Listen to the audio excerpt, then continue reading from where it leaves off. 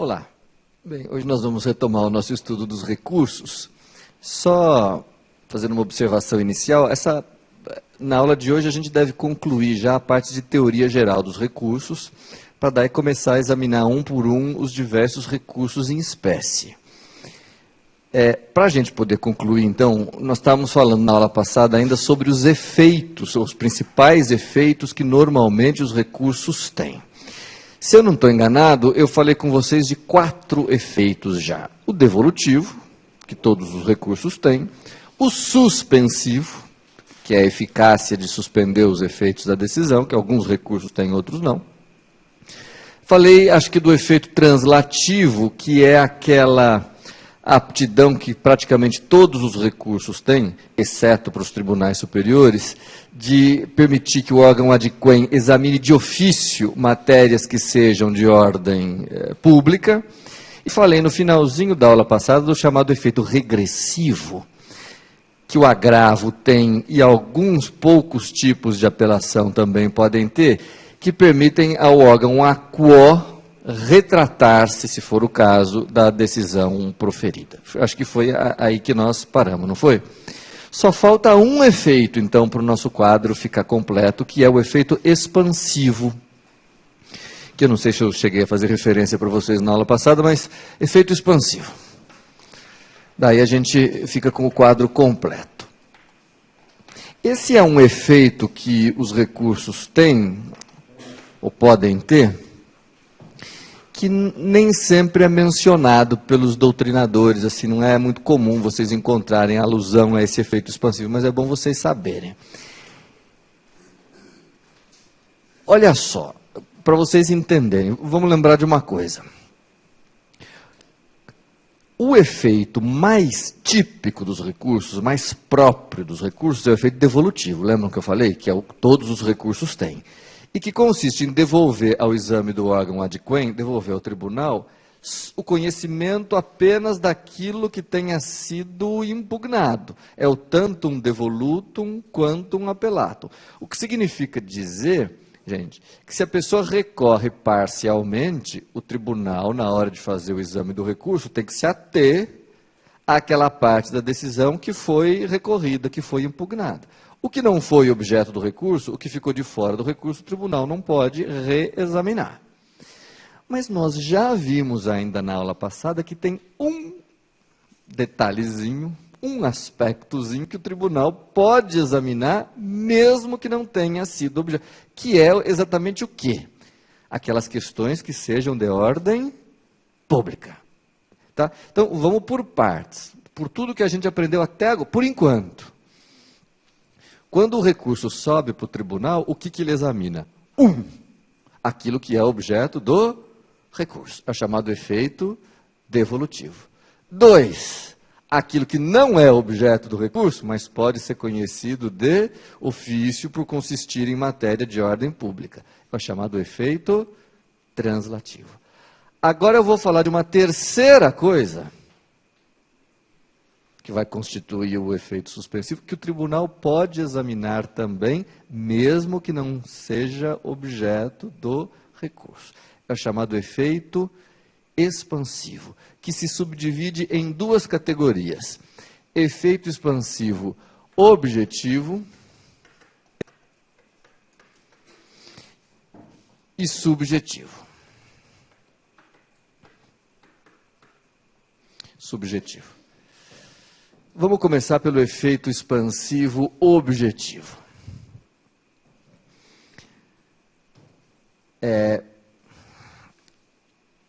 Eu já comentei com vocês aqui, gente, veja se vocês lembram, que pode acontecer de o autor, na petição inicial, formular mais de um pedido, não é mais de uma pretensão, uma acumulação de pedidos.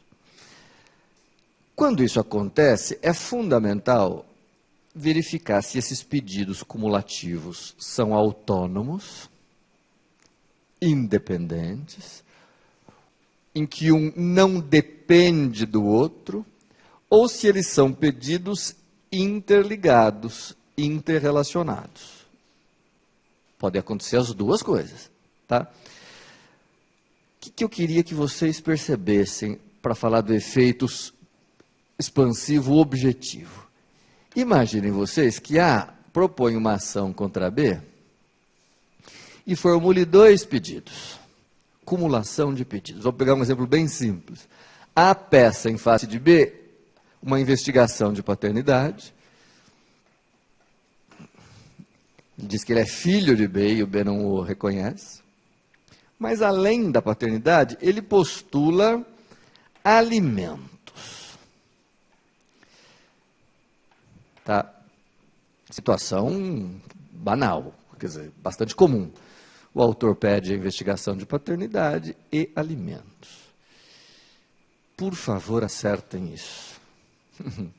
Será que esses pedidos, dessa forma, são absolutamente autônomos e independentes ou interrelacionados? Todo mundo enxerga, espero que sim, que são interrelacionados. Por quê? Porque o acolhimento ou não dos alimentos depende diretamente do acolhimento ou não da investigação de paternidade. Se acolhida a investigação de paternidade, provavelmente será acolhido o pedido de alimentos. Se não acolhida a investigação de paternidade, com certeza não será acolhido o pedido de alimentos. Quer dizer, alguns autores chamam isso até de pedidos sucessivos, no sentido de que o primeiro guarda relação de prejudicialidade com o segundo. O que o juiz decidir a respeito do primeiro repercute sobre o segundo. Tá? Por que eu estou dizendo isto? Porque vamos imaginar que o juiz, na sua sentença, agora vem um momento importante, o juiz, na sua sentença, acolha ambos os pedidos, julgue procedente a paternidade e, por consequência, o pedido de alimentos. Tá? Então, vejam, o juiz vai dizer, olha, está provada a paternidade, ficou demonstrado, etc., julgo procedente a paternidade. E, evidentemente, por consequência, julgo procedentes os alimentos. Houve, portanto, o exame e o julgamento de dois pedidos e os dois foram acolhidos. Vamos supor que o réu, inconformado, apela.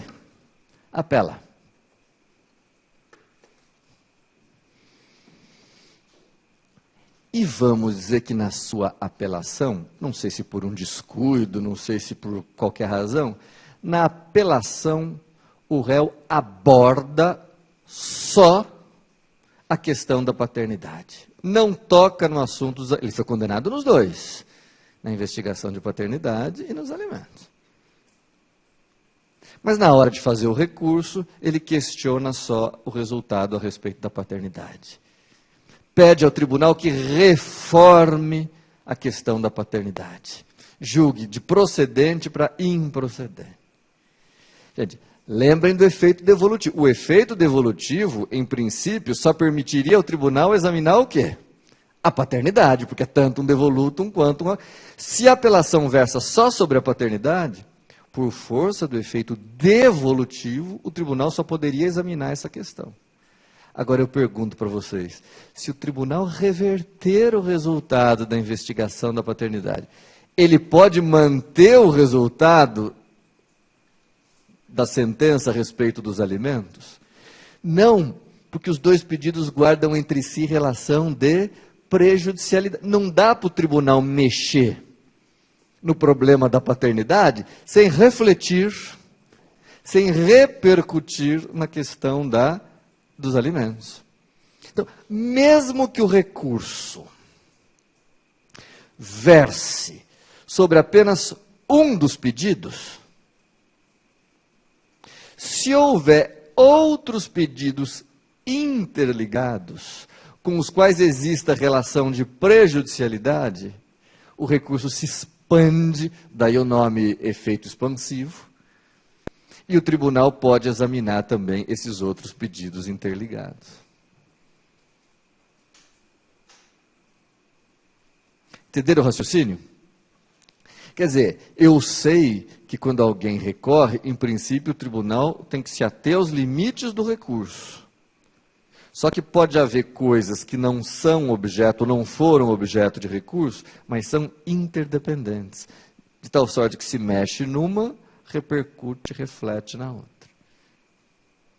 Então, se o tribunal acolher esse recurso e reverter a investigação de paternidade, ele tem que reverter o resultado dos alimentos, mesmo que os alimentos não tenham sido abordados. Compreendem?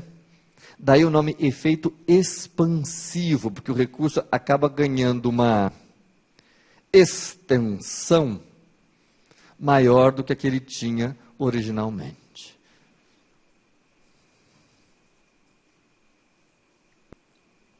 Mas o efeito expansivo, voltando um pouquinho aqui, o efeito... Então, isso é o efeito expansivo objetivo. É aumentar o objeto do recurso, expandir o objeto do recurso, para alcançar pedidos interligados, interdependentes.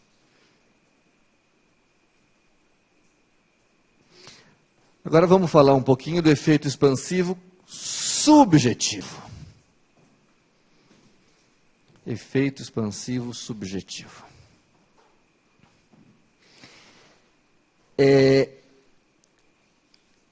Aqui a questão a enfrentar é a seguinte, que acho que até vocês já sabem responder. Imaginem que num determinado processo exista um litisconsórcio. Pluralidade ou de autores ou de réus. Litisconsórcio.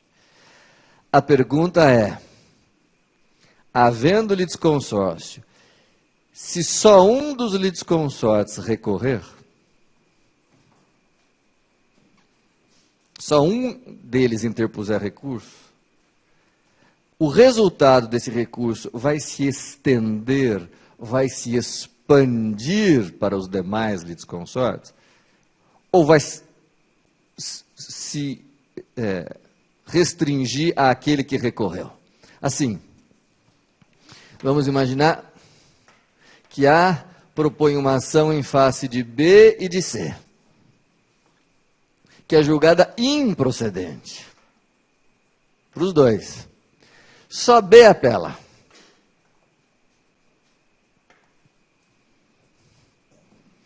Então vai subir, C não. Perdão, procedente. Claro, procedente. Senão, evidentemente, da sentença de improcedência, os réus não têm interesse. Procedente contra os dois. Só um apela. Se esse recurso for acolhido, o outro se beneficia? Bom, gente, vamos parar para pensar um pouquinho aqui. Se só um apelou, por conta do efeito devolutivo, o tribunal só deverá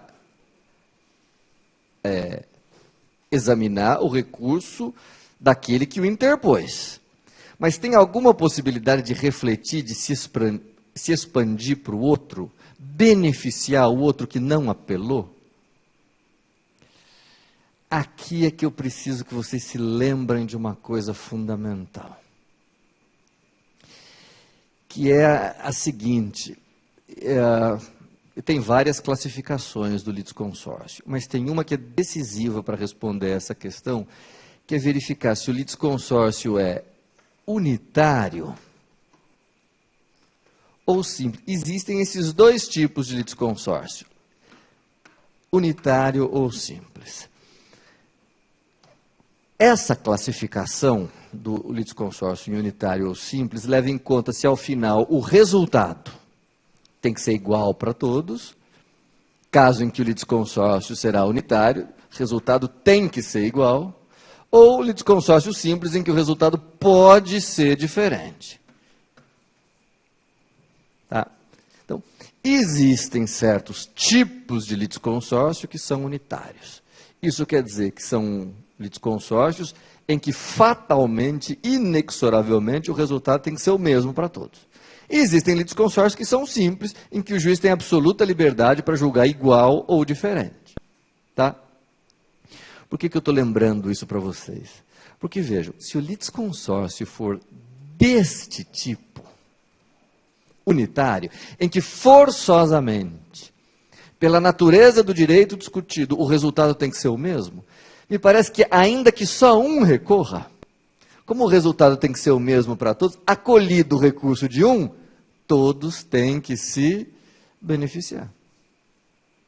Então, quando o litisconsórcio for unitário, o recurso terá efeito expansivo subjetivo, porque se acolhido para um, se expande, beneficia, favorece a todos. Querem um exemplo?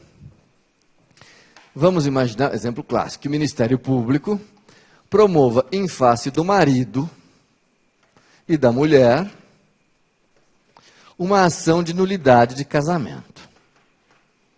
O Ministério Público tem legitimidade, lembram? Para pedir a nulidade do casamento contraído em desrespeito àqueles impedimentos mais graves, né? Quando há parentesco, etc. e tal. Então, o Ministério Público pode postular a nulidade. Vamos por partes. Que tipo de litisconsórcio há aqui entre marido e mulher no que concerne ao resultado? Dá para o juiz declarar nulidade do casamento para um dos cônjuges e não declarar nulidade para o outro? Evidente que não, né? Se o casamento for nulo para o marido e não for nulo para a mulher vai ficar casada com quem? Com o juiz? Quer dizer, não tem o menor... Ou declara nulo, e aí é nulo para os dois, ou não declara nulo, e aí não é nulo para os dois. Não dá para o pedido ser procedente para um e improcedente para o outro. Pois é, vamos imaginar que o juiz julga procedente. Se o juiz julga procedente, o juiz vai declarar o casamento nulo para ambos. Nulo para o marido e nulo para a mulher. Se só o marido recorrer e a mulher não, caso esse recurso, que é só do marido, venha a ser acolhido, ele se estende também para a mulher? Sim ou não? Sim, porque o resultado tem que ser o mesmo para os dois. Se o recurso for provido, beneficia a todos os litisconsórcios necessários. Deu para entender isso? Então, gente, não sei se vocês perceberam. Dá para a gente resumir tudo o que eu disse até agora da seguinte maneira. A regra geral dos recursos, o que todos os recursos têm, sem exceção, é o efeito devolutivo. O que diz o efeito devolutivo? Devolve-se ao conhecimento do tribunal exclusivamente a matéria discutida, a matéria recorrida. O tribunal, em princípio, não pode examinar nada fora daquilo que tenha sido objeto do recurso. Isso é o efeito devolutivo. Mas, eventualmente, em algumas circunstâncias, o tribunal pode examinar algumas outras coisas além do recurso. Quais? Primeiro, matérias que sejam de ordem pública, portanto, cognoscíveis de ofício. E a essa possibilidade dá-se o nome de efeito translativo.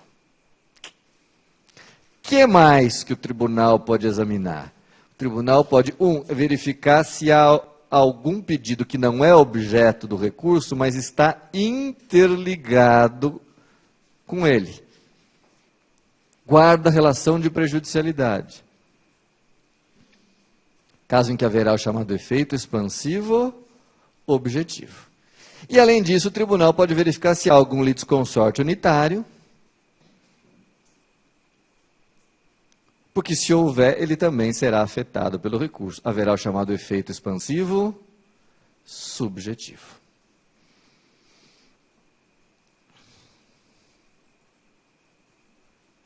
Com isso, então, tenho a impressão que vocês têm um panorama mais ou menos geral dos efeitos que um recurso produz, né?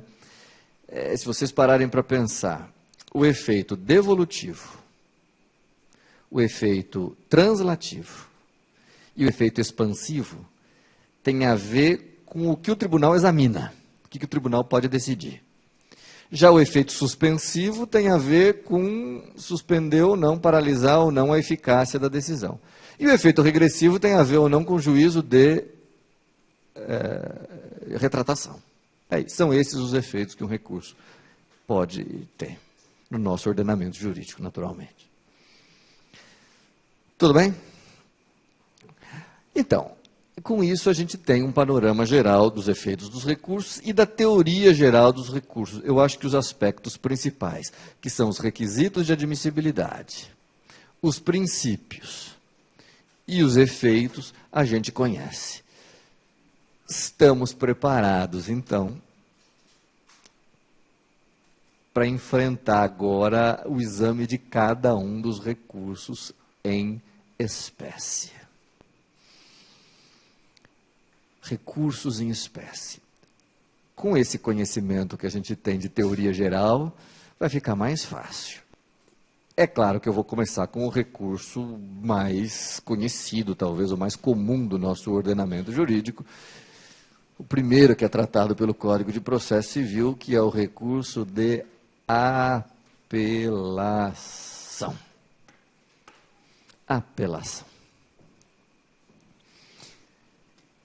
Apelação. É o primeiro dos recursos em espécie. Apelação. O Código de Processo Civil formula um conceito de apelação. Tem uma definição de apelação. Apelação é o recurso que cabe contra sentença. Tá? Então, é o recurso que será o adequado, que será o cabível contra sentença. Que, apesar de algumas mudanças do código, etc., continua podendo ser definida como o ato que põe fim ao processo ou que põe fim a uma fase do processo. Ou ele põe fim ao processo de uma vez por todas, ou ele põe fim a uma fase, a fase de conhecimento, a fase de cumprimento de sentença, enfim. Portanto, é um ato judicial muito fácil de a gente identificar, não é? Porque assim, vamos parar um minutinho aqui, olha só. Dá para dizer, gente, que o juiz de primeiro grau, de primeira instância, pode praticar 3 tipos de atos ao longo do processo: despachos, decisões interlocutórias e sentenças. Não vou dizer que nunca poderá existir dúvida sobre a natureza do ato, mas é difícil, porque vejam, como é que a gente identifica um despacho? Claro, despacho processual.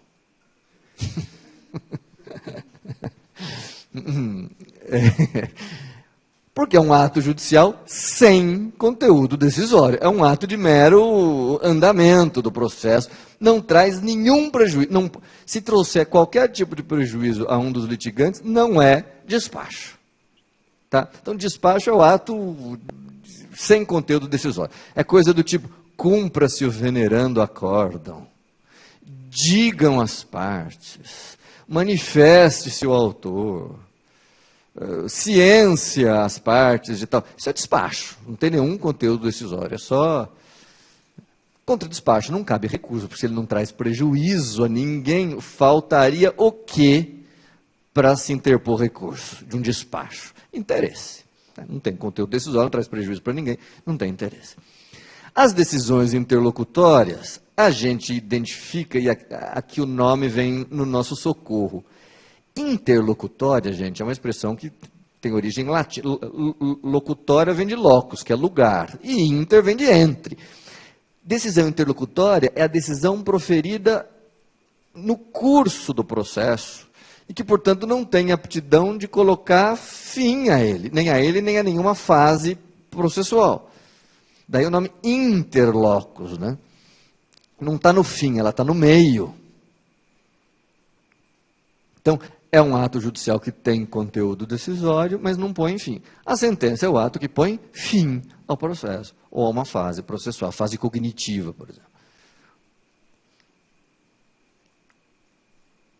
Pois bem, apelação é o recurso que cabe contra a sentença, de qualquer tipo. Então, seja qual for o tipo de processo, qualquer tipo de processo, seja processo de conhecimento, seja processo de execução, seja processo cautelar, havendo sentença, cabe apelação. Seja sentença definitiva, que é aquela em que há exame do pedido, seja sentença meramente terminativa, que é aquela que há extinção sem exame do pedido, em qualquer caso, o recurso adequado contra a sentença é apelação. Então, não importa que seja de mérito ou sem mérito, que o processo seja de conhecimento, de execução cautelar, sempre o recurso adequado será o de apelação. Professor, pode ter alguma exceção? Eventualmente pode,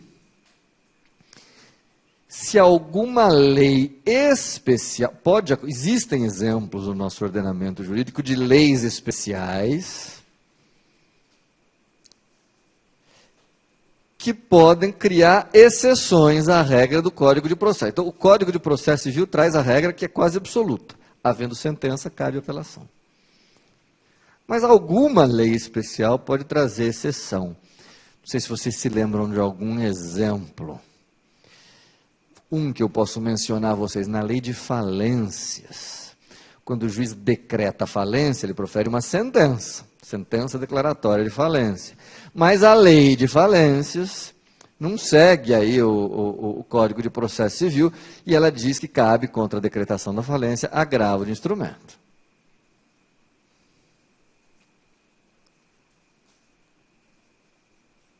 Né? A lei de falências é um exemplo. Que outro exemplo? Outro dia mesmo eu mencionei a vocês a lei de assistência judiciária, lembram? A lei de justiça gratuita, a lei 1060. A lei 1060. Ela diz que o juiz pode conceder justiça gratuita no processo para quem necessitar. O adversário, não se conformando com o deferimento, pode oferecer uma impugnação, que é apensada, e que o juiz ao final decidirá. Claro que é uma decisão interlocutória. Pelo sistema do Código, deveria ser objeto de agravo. No entanto, a lei 1060 diz que cabe apelação. Então, foge à regra também, porque nós vamos ter uma apelação contra uma decisão que não é final, é interlocutória. Mas vejam, são todas situações criadas em leis especiais, né, leis específicas, situações específicas. A regra é que a apelação é contra a sentença. Tá? Bom, gente, o que vocês precisam saber sobre apelação? Primeiro, quanto aos requisitos de admissibilidade. Requisitos de admissibilidade.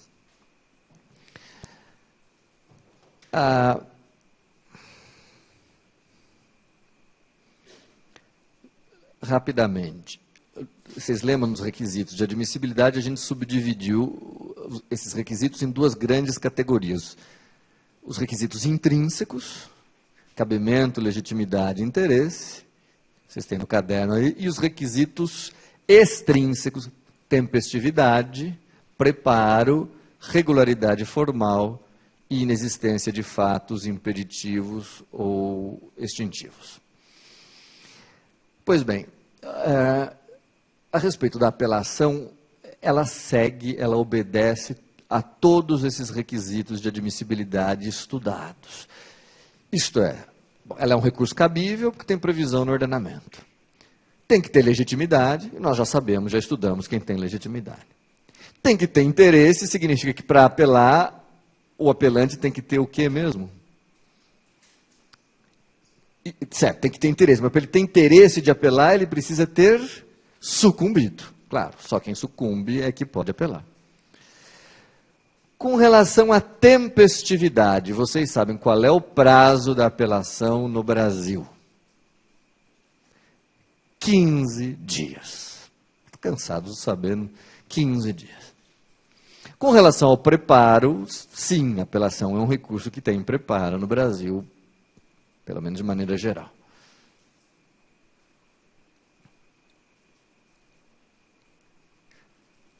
Regularidade formal, vocês sabem, ela tem que ser escrita e vir acompanhada das respectivas razões. Razões. Isso.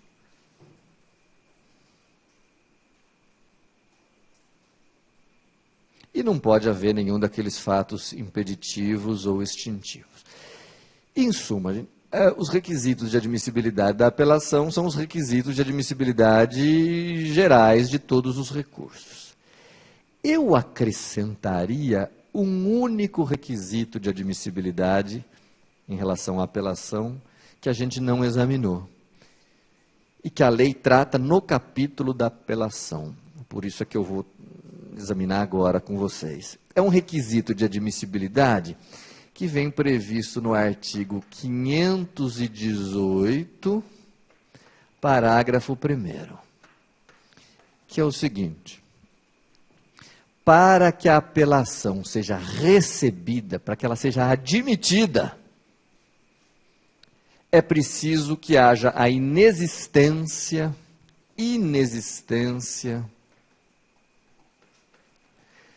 de súmula impeditiva de recurso. Então, esse requisito tornou-se um requisito de admissibilidade das apelações. Inexistência de súmula impeditiva de recurso. Vem prevista no artigo 518, parágrafo 1º. Que consiste no quê? Rapidamente, acho que o nome já é bem expressivo aqui. Olha aqui, gente. O artigo 518, parágrafo 1º, vai dizer: o recurso de apelação, a apelação não será recebida,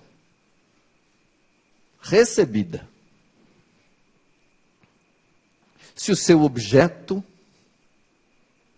for rediscutir matéria que é objeto de súmula do Supremo Tribunal Federal ou do Superior Tribunal de Justiça. Então, se o recurso versar exclusivamente sobre questão, sobre matéria, que é sumulada, que é objeto de súmula, do Supremo Tribunal Federal ou do Superior Tribunal de Justiça, esse recurso nem sequer será recebido. Tá? Então, vamos parar um pouquinho para fazer alguns comentários e algumas observações. Olhem para cá. Primeiro, todo mundo concorda se eu disser que matéria sumulada só pode ser matéria de direito. Certo ou errado? O Supremo Tribunal Federal e o STJ não vão editar súmula sobre matéria de fato, porque matéria de fato, cada caso versa sobre um fato diferente. O objeto de súmula é sempre uma matéria relacionada à lei, ou aplicação da lei. É sempre uma questão jurídica. Tá? Então, o que esse artigo 518, parágrafo 1º, quer dizer é o seguinte: pode acontecer que o juiz, ao proferir sua sentença,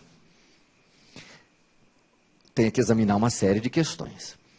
Bom, e ao proferir sua sentença, ele embase, fundamente, sustente o seu julgamento em súmula do Supremo Tribunal Federal ou do Superior Tribunal de Justiça.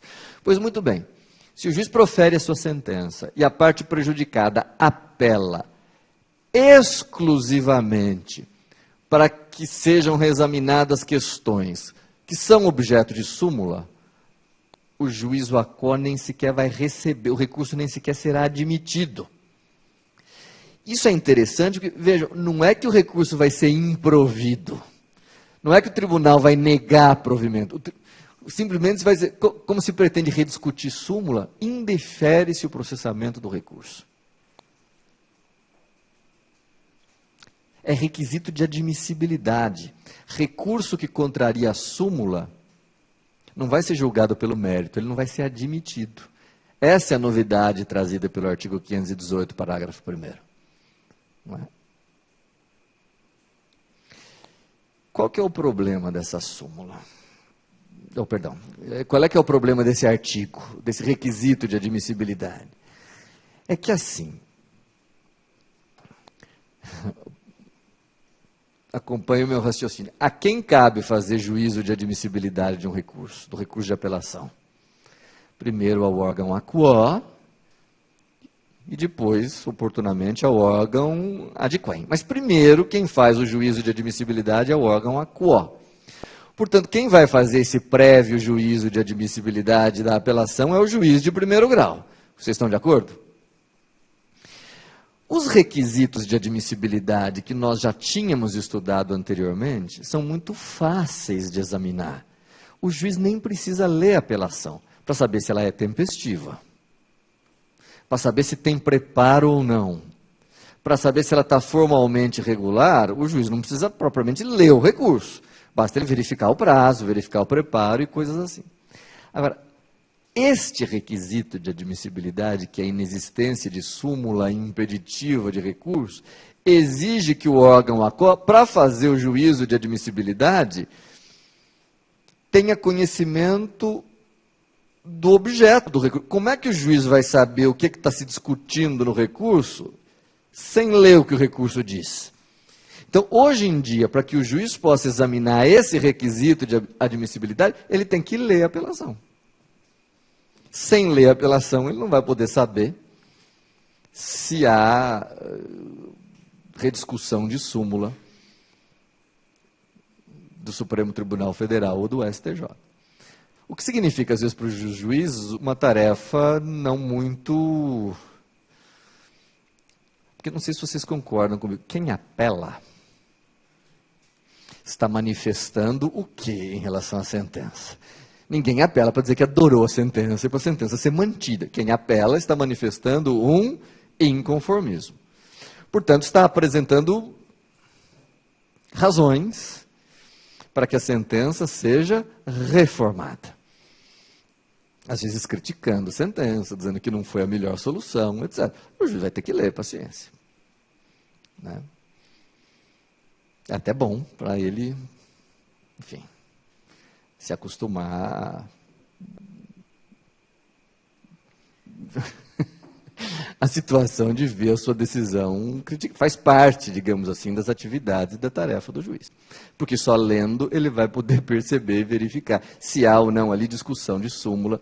E se houver, ele indefere o processamento. Agora, deixa eu falar uma coisa. Caso o juiz, verificando a existência de rediscussão sobre súmula, indefira o processamento, a parte prejudicada pode ainda fazer o quê? O apelante pode fazer o quê? Agravar de instrumento para o tribunal.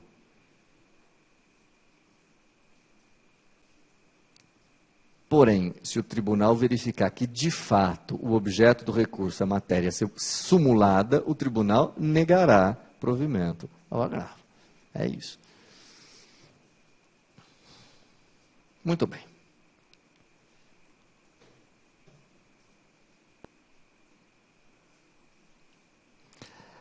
A respeito dos efeitos da apelação. Bom,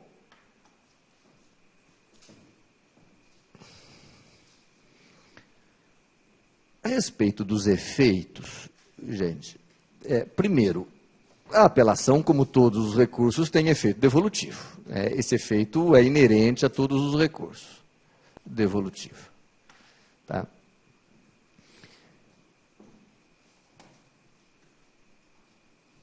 Então, o efeito devolutivo tem.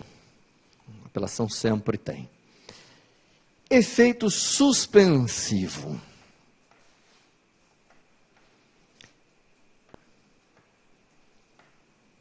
Será que a apelação tem efeito suspensivo? A resposta é sim. Sim, como regra.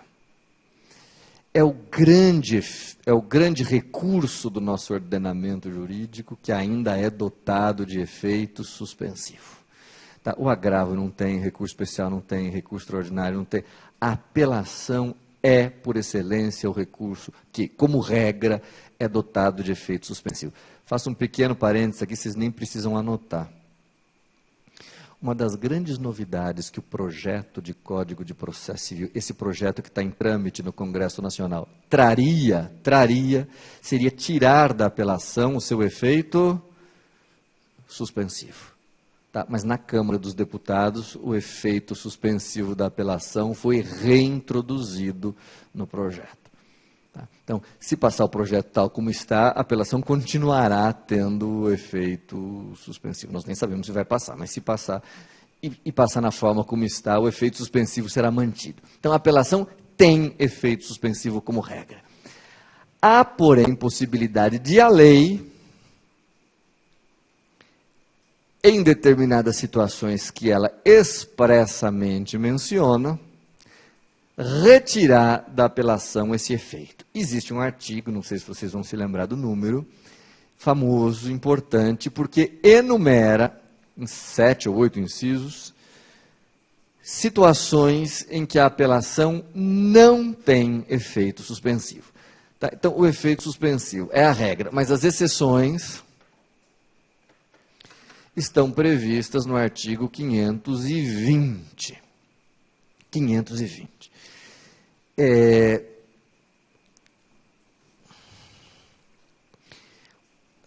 Eu vou pedir a vocês, depois que em casa, com calma, deem uma olhada em todas as hipóteses do artigo 520. Seria interessante vocês fazerem isso. Rapidamente, aqui eu só vou mencionar as 2 ou 3 mais importantes. Hipóteses do artigo 520. Portanto, hipóteses em que a apelação não terá efeito suspensivo. Primeira hipótese. Não tem efeito suspensivo a apelação contra a sentença que condena em alimentos. Então, se há uma sentença que condena alguém a pagar alimentos, caso haja apelação, esta apelação não tem efeito suspensivo. Essa é uma hipótese muito fácil de explicar por quê, as razões do legislador para negar efeito suspensivo. Por que vocês acham que, nesse caso, a apelação não tem efeito suspensivo? Bom, porque nessa hipótese, como se trata de alimentos de subsistência do autor, se o tribunal desse efeito suspensivo, o autor morria de fome. Né? Para falar o português bem claro. Né? Então, agora, tomem o seguinte cuidado. Não tem efeito suspensivo a apelação contra a sentença que condena em alimentos. Por que eu estou dizendo isso? Porque vamos imaginar que o réu seja condenado. Então, ele deve alimentos. Mais para frente, imaginemos que esse devedor de alimentos entre com uma revisional. E na revisional, o juiz deu uma sentença liberando ele dos alimentos. A apelação contra a sentença de liberação tem efeito suspensivo? Sim ou não? Contra a sentença de liberação, a apelação tem efeito. Ela não tem efeito suspensivo da sentença que condena em alimentos. Da sentença que absolve, o que libera dos alimentos, sim.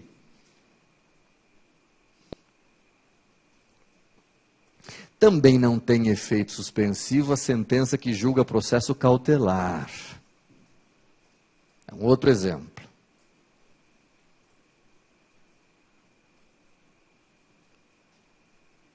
Sentença que julga processo cautelar. Por que que não, hein, gente? Pensem um pouquinho. Por que que vocês acham que nesse caso a apelação não tem efeito suspensivo? Porque o processo cautelar pressupõe uma situação de urgência, perigo de prejuízo irreparável, uma situação que precisa de uma solução rápida.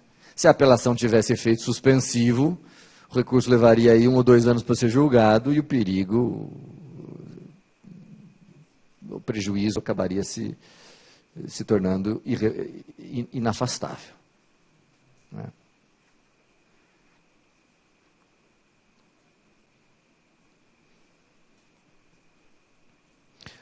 Outro exemplo, muito rapidamente. Sentença que julga improcedentes os embargos à execução. Sentença que julga improcedente ou rejeita liminarmente os embargos à execução. Então, pressupõe que nós tenhamos uma execução de A contra B, uma execução, que nessa execução existam embargos. Embargos, que consistem no mecanismo de defesa do devedor contra o credor. Deixa eu fazer uma observação importante para vocês. Se o Código de Processo fala em embargos, nós certamente estaremos diante de que tipo de execução? Nós não estudamos execução ainda, mas talvez vocês saibam. Só cabe embargos hoje em dia em execução fundada em que tipo de título? Título executivo extrajudicial. Porque se tratar de cumprimento de sentença, de título executivo judicial, o mecanismo de defesa já não são mais os embargos, e sim a impugnação. Então, se o Código fala em embargos, é porque ela pressupõe a execução por título extrajudicial. Se nela houver embargos e eles forem julgados improcedentes ou forem rejeitados liminarmente, a apelação contra essa sentença não tem efeito suspensivo, o que significa que a execução poderá avançar, poderá prosseguir, não ficará suspensa. Não é? E assim por diante, gente. Eu convido vocês, então, peço a gentileza de vocês lerem os 6, 7 incisos do artigo 520. São bem claros, são bem explícitos, não vamos perder tempo com isso para a gente poder avançar. Tudo bem?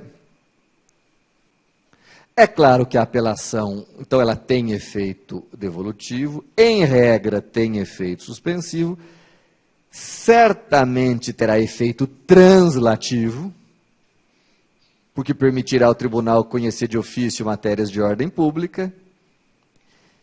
Agora vem a pergunta que eu espero que vocês lembrem, vamos ver se vocês estudaram a aula passada.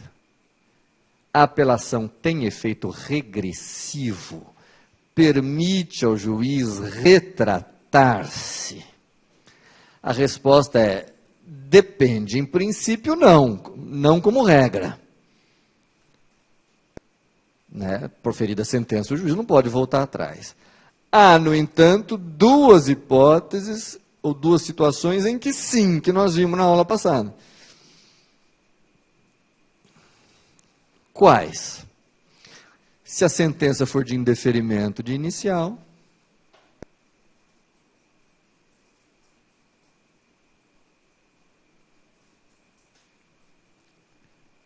artigo 296 do CPC, tá? Então, só voltando aqui. Efeito translativo, com certeza. Efeito regressivo, só nos casos de sentença de indeferimento de inicial, conforme artigo 296, e contra sentenças de improcedência de plano, como nós vimos na aula passada, nos termos do artigo 285, letra A do Código. Tá? Então, só nesses 2 casos, indeferimento de inicial e improcedência de plano, que são os 2 casos, não sei se vocês se lembram, em que a sentença terá sido proferida sem que o réu tenha nem mesmo sido citado. Nesses dois casos, havendo apelação, o juiz pode reconsiderar, voltar atrás. São os dois casos, portanto, de apelação dotada de efeito regressivo. E, por fim, a apelação poderá ter efeito expansivo nos casos que nós já examinamos, se houver pedidos interligados ou litisconsórcio unitário. Efeito expansivo se houver pedidos interligados, repito, ou litisconsórcio unitário. Onde eu quero me deter, gente, daqui para diante, isso vai nos tomar talvez até o final da aula agora, é o processamento da apelação. É curioso porque eu percebo que os alunos conhecem muito bem o processamento da apelação perante o órgão AQUO, mas dificilmente conhecem o processamento da apelação perante o órgão ADQUEM, que é muito interessante. Traz uma série de questões que a gente precisa examinar. Então, processamento. Aqui sim, muita coisa para falar. Processamento. Bom, evidentemente que a apelação pressupõe, então, que tenha sido proferida uma sentença, né? Acabamos de ver. É pressuposto da interposição do recurso de apelação que tenha havido uma sentença. A apelação, como vocês sabem, é interposta perante o órgão AQUO, no prazo de 15 dias. Tá? Órgão AQUO. Isso vocês já sabem. Cabendo a este órgão AQUO fazer o prévio juízo de admissibilidade. Então, aqui eu vou falando meio rápido, porque a gente já viu, você já sabe. De duas, uma. Ou o órgão AQUO recebe o recurso, e aí, ao fazê-lo, vai dizer quais os efeitos em que o recebe, e vai intimar o adversário para o oferecimento das contrarrazões.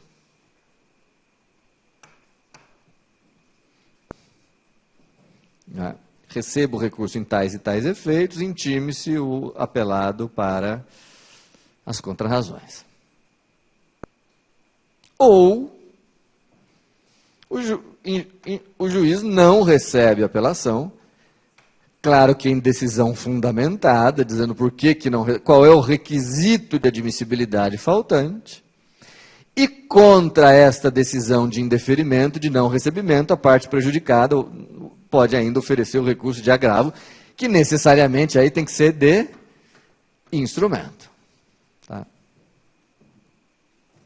Isso. Então, ou há o recebimento, ou há o não recebimento. Bom, gente, é claro que se houver o não recebimento, e não houver agravo, a sentença transita em julgado, e aí não nos interessa, porque aí acaba o processamento. Vai nos interessar a hipótese de recebimento, né? Senão não sobe o recurso. Recebimento. Então o juiz vai ter dito quais são os efeitos e vai intimar o adversário para oferecer as contrarrazões no prazo igual de 15 dias. 15 dias. Uma novidade do Código relativamente recente, aí, que veio numa das reforminhas, foi a seguinte. Nas contrarrazões, gente,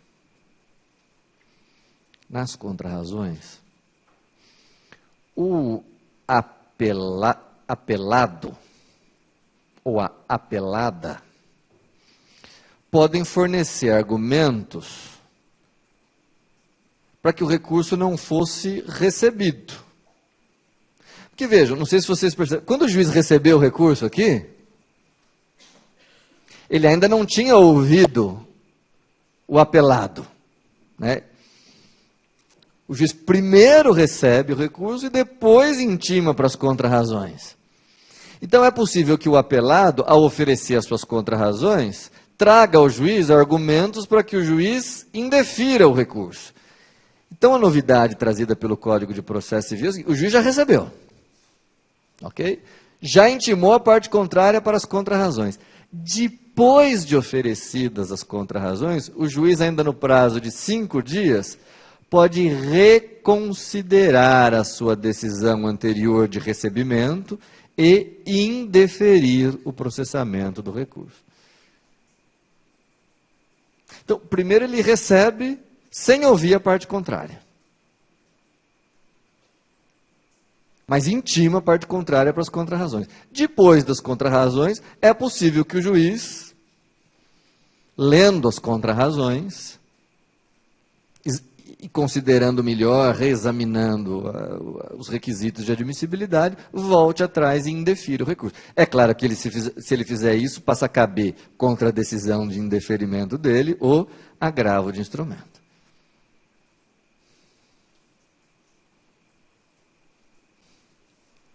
Tudo bem?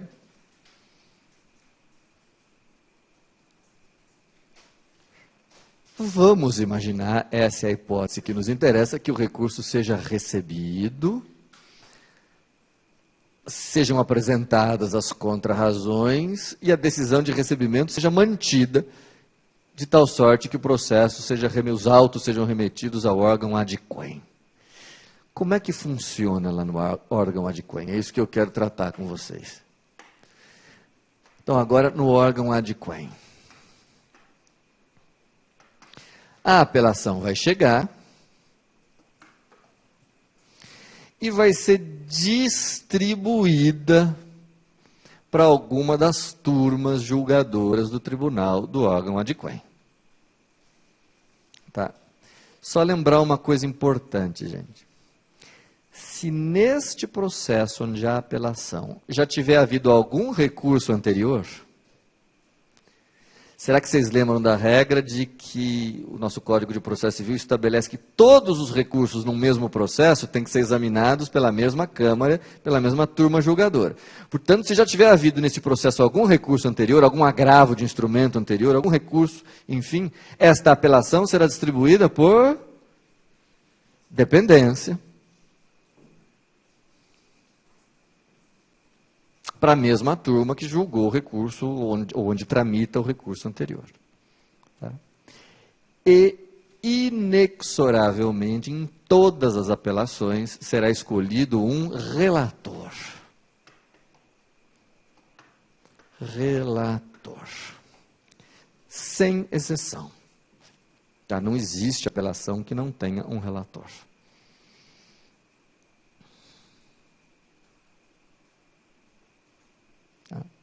A quem compete uma série de tarefas iniciais, digamos assim. Quais, professor?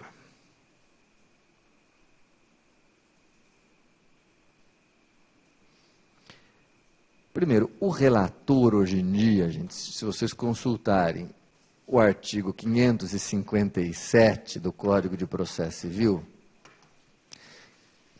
que eu peço a vocês que consultem, o relator hoje em dia tem poder de, verificando que o recurso é manifestamente improcedente, prejudicado,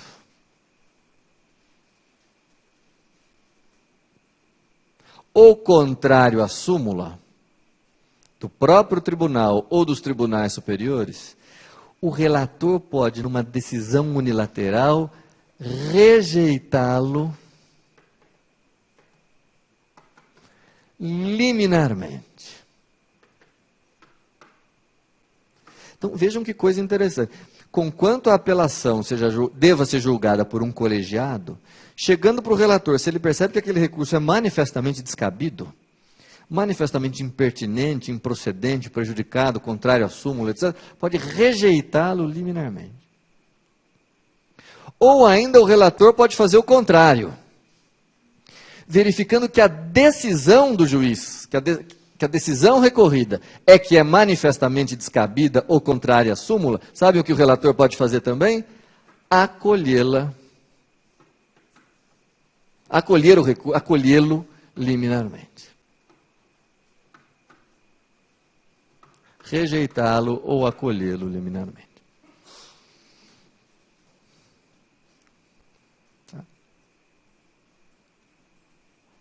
Então, vejam, a apelação é julgada por um colegiado de 3 juízes. Mas, antes de ela ir para o colegiado, é nomeado um relator que faz um primeiro exame. E o Código de Processo Civil, para ganhar tempo, permite a esse relator já julgar, digamos assim, ou rejeitando ou acolhendo liminarmente o recurso, nas hipóteses do artigo 557.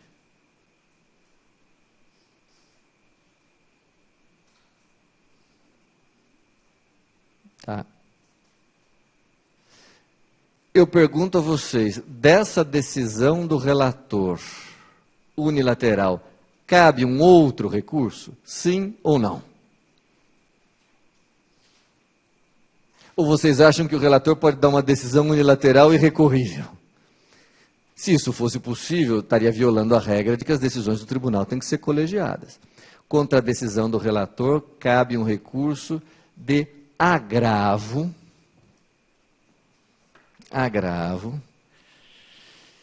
que não tem nome. Alguns chamam agravinho, outros chamam de agravo inominado. É um agravo contra a decisão do relator.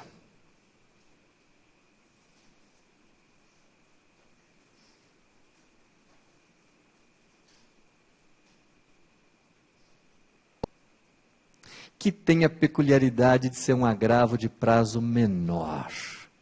Qual é o prazo desse agravo contra decisões unilaterais do relator que acolhem ou rejeitam recurso?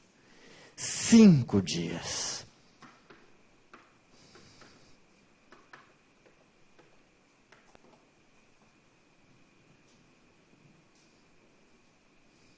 Cinco dias.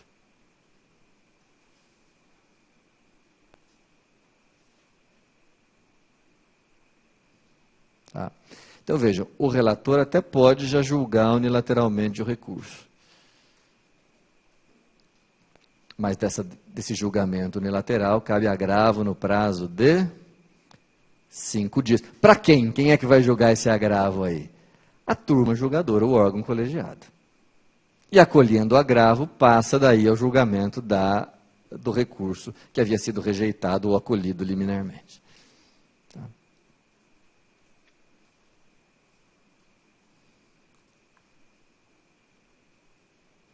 Não sendo esse o caso de julgamento unilateral, o relator fará um breve relatório, daí porque ele tem esse nome, e encaminhará os autos para um revisor. Então, vejam, a apelação passa primeiro sempre por um relator, que fará um breve relatório, se não for o caso de julgar unilateralmente, e em seguida vai ao revisor.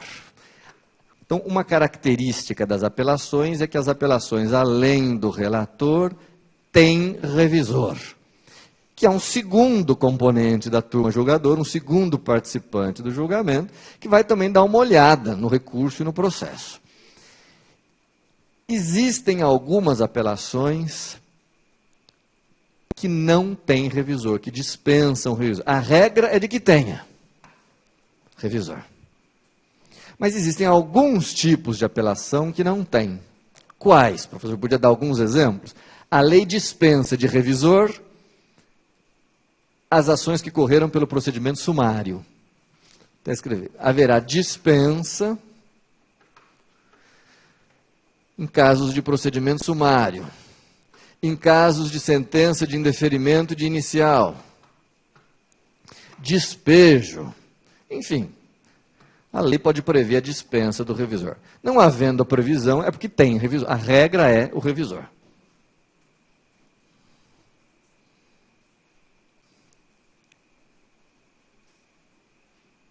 Tudo bem?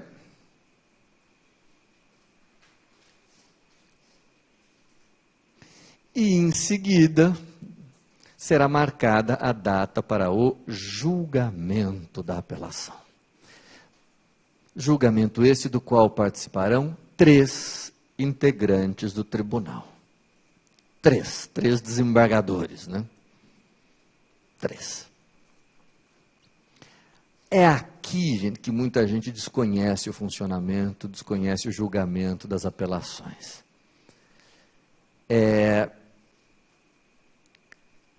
Não sei se vocês se lembram, quando sobe um recurso para o tribunal, antes de proceder ao julgamento do mérito desse recurso, antes de apreciar o que o apelante está pedindo, é preciso que o órgão adquém faça antes o quê? Um novo juízo de admissibilidade.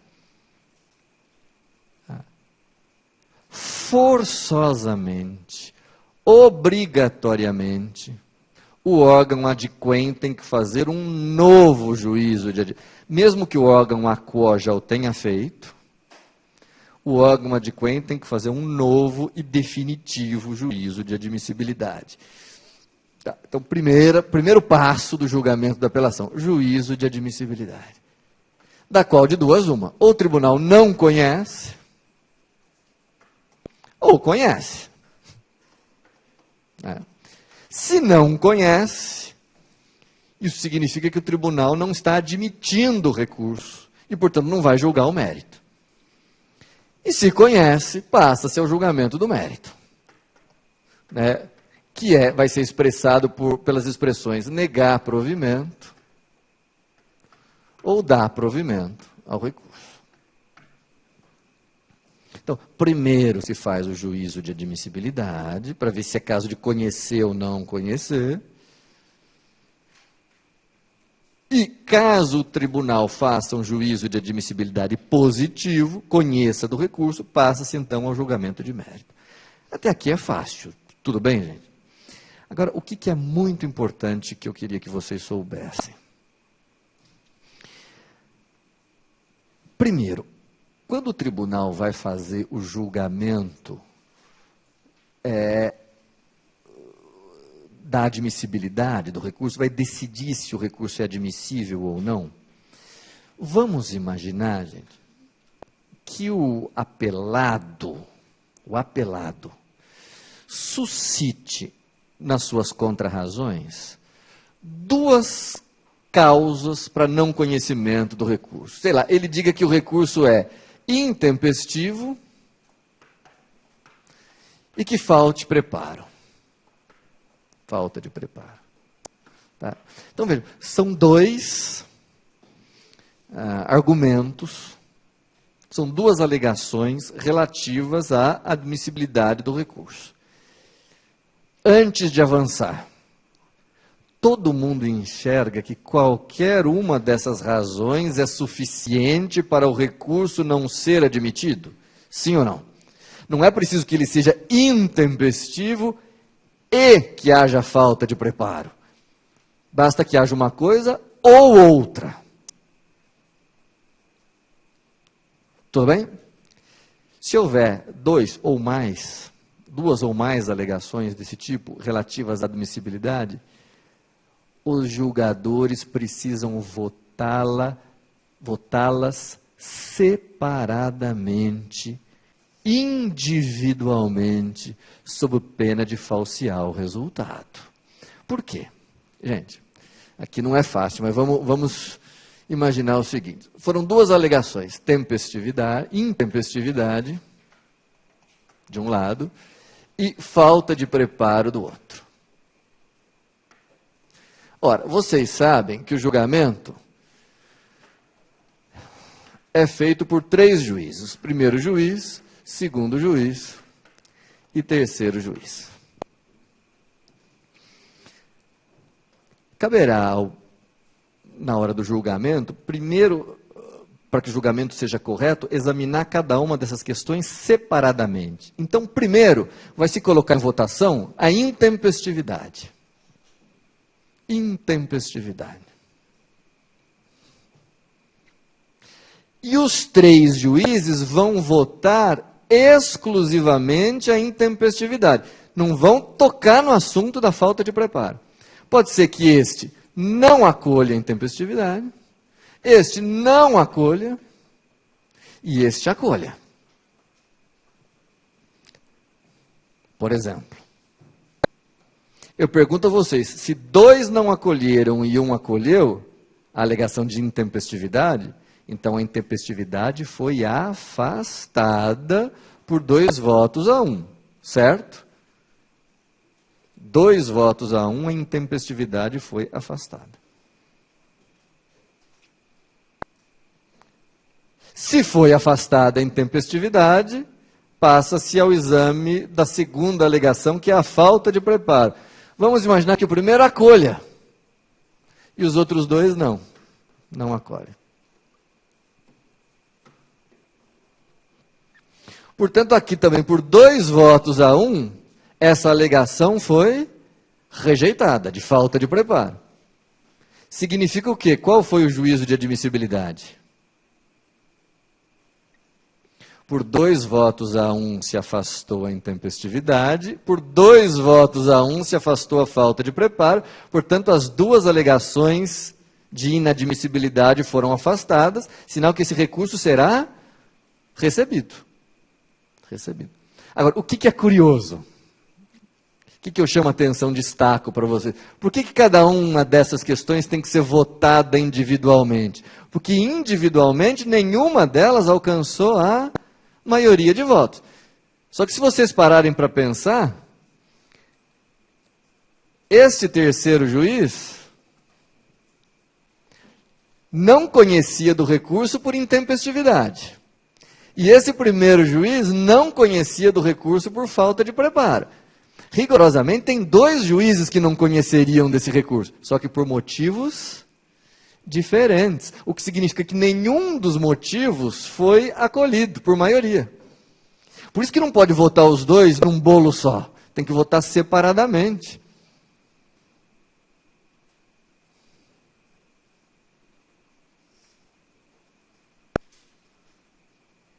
Não sei se deu para entender o raciocínio. Então, cada uma das causas de inadmissibilidade, cada um dos requisitos de admissibilidade, ou a falta deles, tem que ser examinada separadamente, para ver se algum alcança a maioria.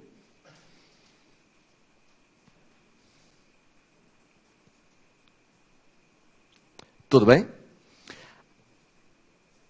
Ultrapassada a questão da admissibilidade, caso o recurso venha a ser conhecido, aí então passa-se a uma nova fase do julgamento. É tudo um julgamento só, mas passa-se a uma nova fase do julgamento, que é o julgamento de mérito do recurso.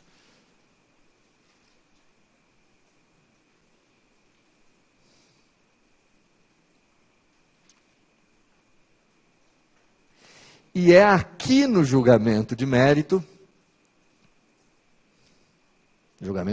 agora, que também se deve ter o maior cuidado. Porque também aqui, olha aqui, gente, cada uma das causas, ou de acolhimento ou de rejeição do recurso, tem que ser votadas individualmente.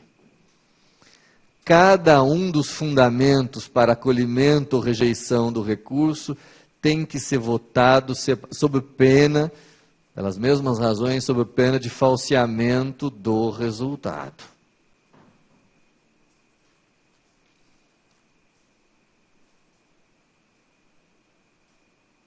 Como assim, professor? É fácil.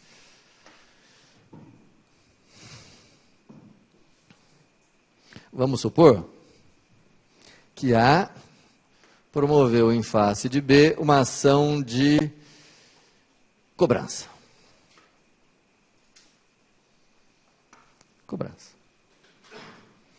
Imaginem que o réu se defendeu dizendo que houve pagamento e que houve também, sei lá, pagamento ou uma outra causa de extinção, sei lá, compensação. Ou transação, sei lá. Enfim. Então, veja, existem 2 teses de defesa. E o que é mais importante, todo mundo de acordo que qualquer uma dessas teses de defesa, se acolhida, seria suficiente para a improcedência do pedido. Sim ou não? Agora, muito importante, vamos imaginar que na sentença, o juiz dê pela procedência da cobrança. Ora, para o juiz ter dado pela procedência da cobrança, é preciso que na fundamentação ele tenha afastado, rejeitado, tanto a alegação de pagamento, quanto a alegação de compensação. Sim? O juiz não pode ter julgado procedente sem ter afastado essas duas teses. Vem o réu e apela. Apela. E na sua apelação, ele pede ao tribunal que acolha, dê provimento ao recurso, tanto em razão de pagamento, ou, se não for possível, em razão de compensação. Portanto, tem duas teses, tem dois fundamentos para que o tribunal acolha o recurso. O réu está apresentando dois fundamentos. Quais? Pagamento e compensação. Como é que se vota isso? Separadamente. Primeiro o pagamento e depois a compensação, ou transação, seja lá que outra tese for. Não pode votar em conjunto sob pena de se falsear o resultado. Por quê? Porque para esse recurso ser acolhido, é preciso que alguma das teses seja acolhida por maioria.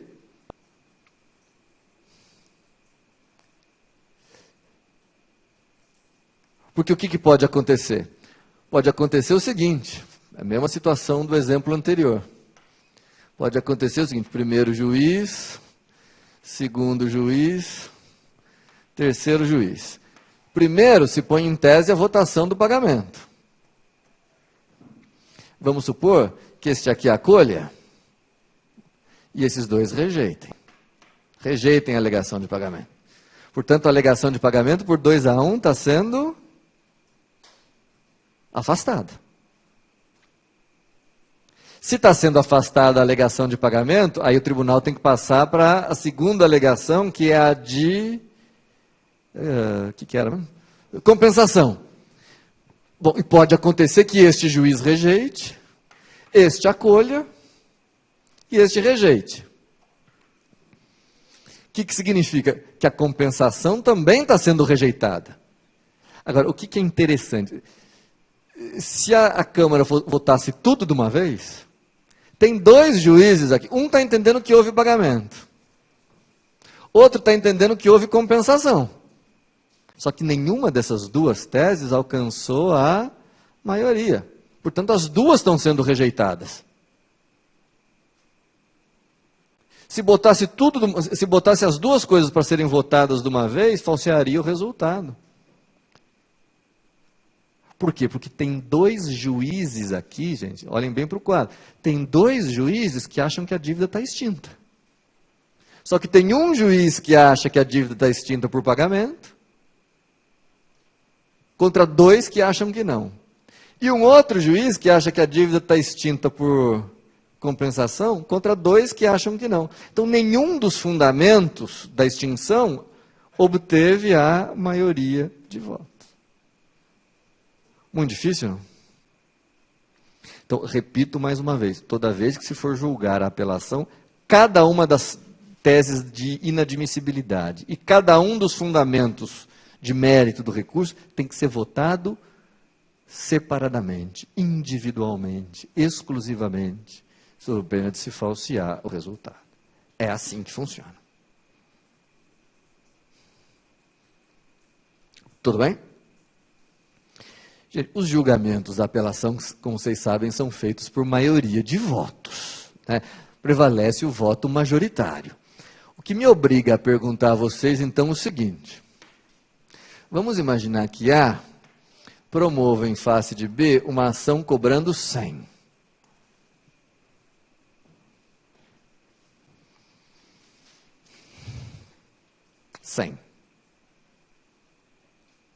E vamos imaginar que o juiz julgue parcialmente procedente, concedendo a A 80. Tá? Então o B tem que pagar a A 80. Esse é o julgo parcialmente procedente, condenando a pagar 80. Uma sentença de sucumbência recíproca. Vamos imaginar que os dois apelem. A apela pedindo 100. B apela pedindo a improcedência.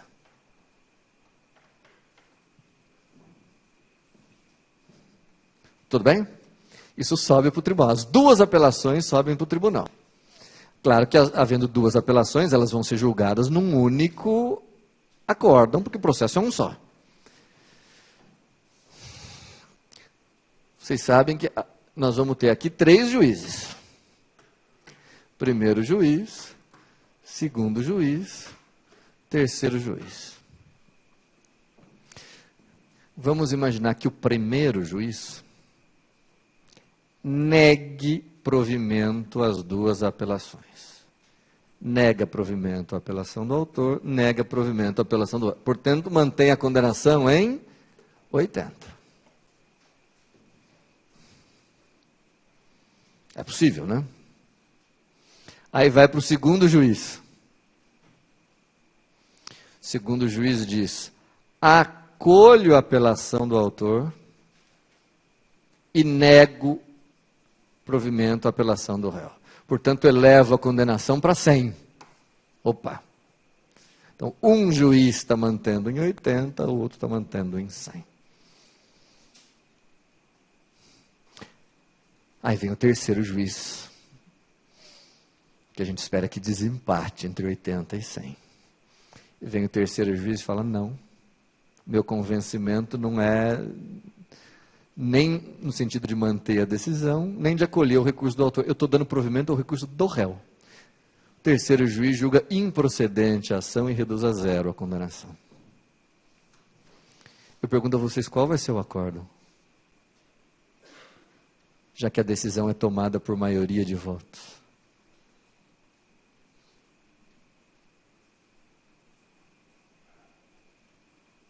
Não sei se vocês já haviam parado para pensar nessa possibilidade, que existe. Que existe.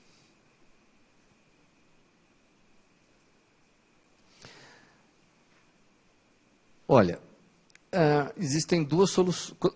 Quando nenhum dos votos alcança a maioria, nenhum dos votos é majoritário, existem duas formas de solucionar isso. Existe, uma das formas sugeridas pela doutrina é o acolhimento do voto médio. Prevaleceria então o voto médio.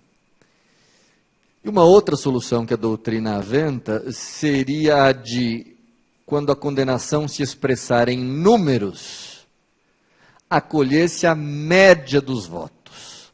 Professor, voto médio e média dos votos não é a mesma coisa. Não. Voto médio é aquele que não é nem o mais favorável, nem o menos favorável a nenhuma das partes. É o voto médio. Qual é o voto médio aqui?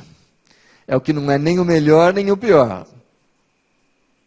É o 80. O voto médio é esse aqui. Então, se nós acolhermos a teoria do voto médio, prevaleceria o voto do primeiro juiz com a condenação em 80. A média dos votos, quando eles puderem se expressar em números, vai dar um resultado diferente. Seria a soma das condenações e a divisão por 3, a média dos votos. Então, nós teríamos que somar 80 mais 100 mais 0 e dividir por 3. Daria 180 dividido por 3. A média de votos, a média de condenação, daria 60. E aí, nós devemos acolher a teoria do voto médio ou a teoria da média dos votos? Resposta: geralmente a resposta a isso é dada pelo regimento interno dos tribunais. Cabe ao regimento interno dos tribunais decidir. E eu fico um pouco preocupado, porque o regimento interno os tribunais normalmente são estaduais. Isso significa dizer que cada estado pode ter dado a sua solução. No estado de São Paulo, no estado de São... que é, enfim, só vou mencionar aqui, eu sei que eu estou falando para outros estados, vai caber às pessoas depois darem uma verificada aí nos regimentos internos dos seus tribunais. No estado de São Paulo prevalece a seguinte regra: se os votos forem expressos em números, se os votos forem expressos em números, prevalece a média dos votos. Soma tudo e divide por 3. Tá? Se os votos puderem ser expressos em frações numéricas, em números, prevalece a média dos votos. Tá? E se não puderem ser expressos em números? Existem certas decisões que não são numéricas, né? Não são condenações em valores. O professor podia dar um exemplo, sei lá, um exemplo que eu gosto de dar. Se A move uma ação reivindicatória em face de B, pedindo de volta um imóvel. B se defende, pedindo a improcedência da reivindicatória. Pedindo a improcedência. E, além disso, ele diz que, olha, peço a improcedência, a reivindicatória não deve ser acolhida. Mas se for acolhida, caso seja acolhida, que se reconheça, pelo menos, que eu tenho direito de retenção por benfeitorias.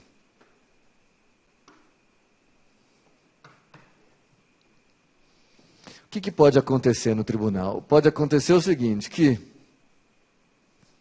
por aqui, um juiz julgue totalmente procedente, mandando o réu devolver o imóvel sem direito de retenção. O outro julgue totalmente improcedente, dizendo que o réu não tem que devolver o imóvel. E pode haver um terceiro que dê um voto julgando procedente, mas com direito de retenção. Vocês concordam que aí não tem nenhum voto que alcançou a maioria. E mais complicado, esses votos não podem ser expressos em números, portanto não dá para somar e dividir por 3. Nesse caso, qual voto prevalecerá? O voto médio, isto é, aquele que não é nem o melhor nem o pior. Qual é o voto médio aqui? Não é nem o de total procedência, nem o de total improcedência. O voto médio é o de procedência com direito de retenção. Prevaleceria o terceiro voto. Então, aqui em São Paulo, se nenhum dos votos alcançar a maioria e eles puderem ser expressos em números, a gente faz a média. Soma e divide por 3. Se não puderem ser expressos em números, prevalece o voto médio, isto é, o que não é nem melhor nem pior.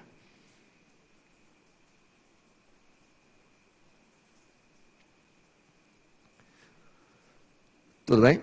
Claro, isso se nenhum dos votos, repito, alcançar a maioria. Porque se houver algum que alcance a maioria, é ele que prevalecerá, a dúvida nem aparecerá. É assim que a coisa se processa.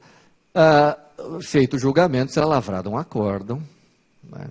Enfim, dando por escrito o resultado. Só para a gente concluir o estudo da apelação, gente, eu queria falar sobre 2 tipos de apelação, que eu até já mencionei aqui, que tem um procedimento diferenciado. Apelação com procedimento diferenciado. Quais são? Já até mencionei. Primeiro, a apelação contra a sentença de indeferimento de inicial. É aquela apelação prevista no artigo 296 do Código de Processo Civil. Ela tem um procedimento um pouco diferente. Professor, diferente em quê? Bom, primeiro, antes de falar do procedimento, nós estamos diante da hipótese de o juiz indeferir a petição inicial. As causas de indeferimento da petição inicial estão no artigo 295 do Código de Processo Civil, depois vocês em casa dão uma lida, causas de indeferimento da inicial.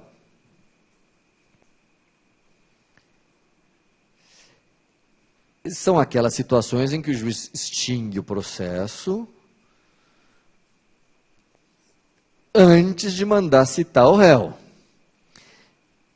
E sem examinar propriamente o pedido, quer dizer, o juiz não vai dar nem pela procedência, nem pela improcedência, ele vai indeferir inicial. Só tomem cuidado com o seguinte, olha aqui, muito cuidado.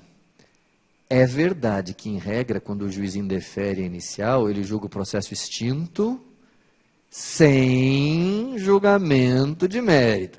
Mas existem duas hipóteses que vocês não podem esquecer, que são também de indeferimento de inicial, portanto se inserem no artigo 296, em que o juiz extingue o processo com julgamento de mérito. Quais são? Quando ele verifica que houve prescrição ou decadência. São sentenças de indeferimento inicial.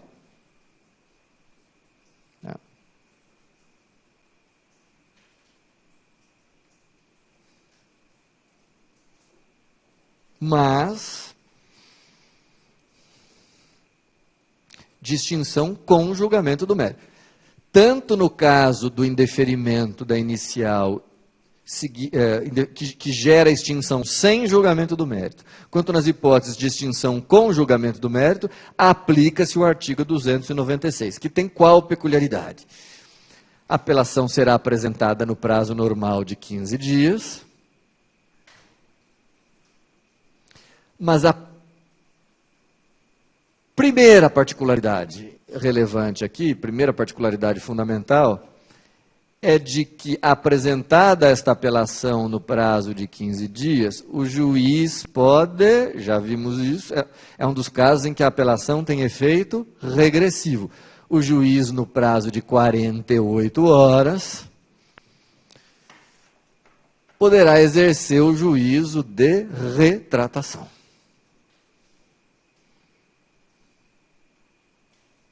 Aqui de duas, uma. Nessas 48 horas, perdão. Ou o juiz se retrata, bom, e aí não vai ter muita graça, né? Porque se o juiz se retrata, ele reforma a sentença que ele mesmo deu de indeferimento de inicial e manda o processo prosseguir. Manda o processo prosseguir determinando o que agora? O que não tinha? A citação. Então, se o juiz se retratar, ele torna sem efeito a sentença, que ele se retrata da sentença que deu e determina agora que o réu seja citado.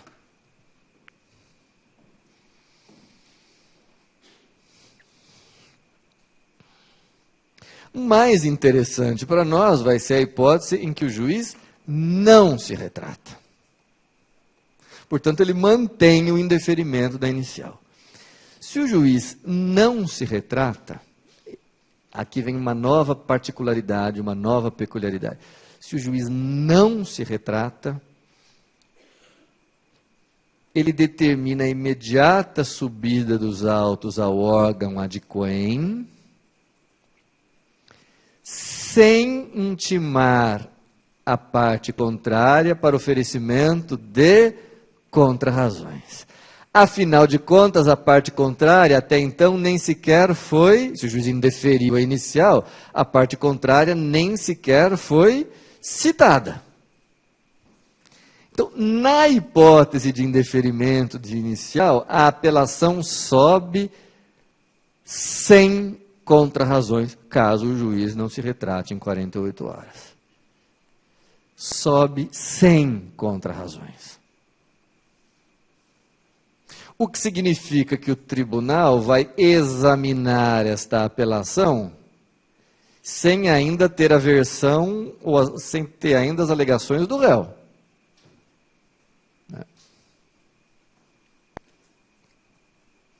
E aí, de duas, uma. Ou o tribunal mantém o indeferimento da inicial. Se mantiver o indeferimento da inicial, o processo continua extinto. Não vai adiante, o réu nem sequer será citado. ou o tribunal acolhe a apelação, anula a sentença de primeiro grau e devolve agora para que o réu seja citado. Tá? Então, em caso de... sobe sem contrarrazões. Tá? E se a apelação for acolhida, devolve-se ao juiz com a sentença anulada para que ele mande agora citar o réu. Tá?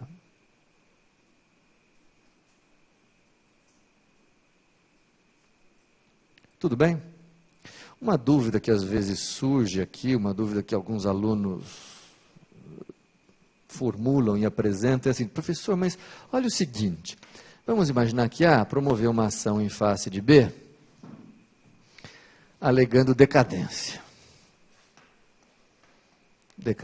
O juiz, então, indeferiu a inicial e julgou o processo extinto, se a alegação é de decadência, com julgamento de mérito.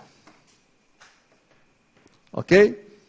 Se o autor apela, esta apelação sobe sem contrarrazões. Portanto, o coitado do réu ainda não teve oportunidade de se manifestar. Sobe para o tribunal. Se o tribunal afasta a alegação de decadência, o tribunal anula a sentença e manda o réu ser citado. A pergunta é, este réu vai poder novamente alegar o tema da decadência, talvez trazendo novos argumentos, novos elementos, etc? Resposta, claro que sim. Por que sim? Porque o tribunal afastou a decadência sem ainda tê-lo ouvido. Sem ter havido contraditório em relação ao tema da decadência. Então, esse afastamento do tribunal foi um afastamento só para receber a inicial, não foi um afastamento definitivo.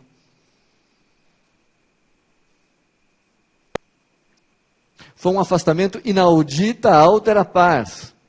Então, se o réu quiser, ele pode de novo trazer o assunto da decadência, enriquecendo, trazendo novos argumentos que ele porventura tenha, e a questão terá depois oportunamente de ser reapreciada. Tá? Então, assim, o fato de não haver contrarrazões não prejudica o réu, porque ele ainda vai ter oportunidade de alegar tudo o que ele quiser. Tá? Eu interrompo aqui, gente, fico devendo para vocês ainda eu disse para vocês que tem 2 casos de apelação que tem procedimento diferenciado. Um é a apelação em caso de indeferimento de inicial. O outro eu vou ter que deixar para a próxima aula, porque acabou o nosso tempo. Na próxima aula a gente termina isso e já começa o agravo, tá bom? Então, na próxima aula a gente conclui. Até lá.